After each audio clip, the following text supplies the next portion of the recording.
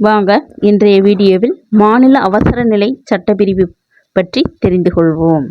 மாநில அவசர நிலை சட்டப்பிரிவு 356.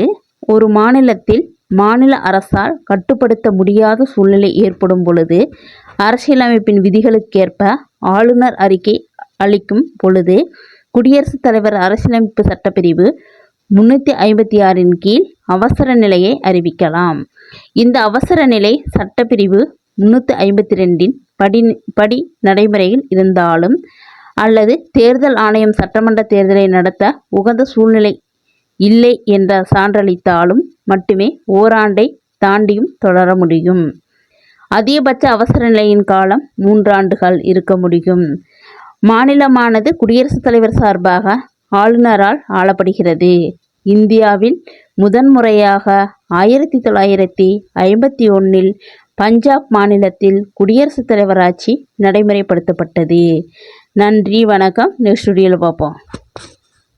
இந்த வீடியோ உங்களுக்கு பிடிச்சிருச்சுன்னா சப்ஸ்கிரைப் பண்ணுங்க, லைக் பண்ணுங்க, பெல் பட்டனை பிரஸ் பண்ணுங்க. இது போன்ற வீடியோக்கள் உடனுக்குடன் உங்களுக்கு வந்து சேரும். நன்றி, வணக்கம். தேங்க்யூ.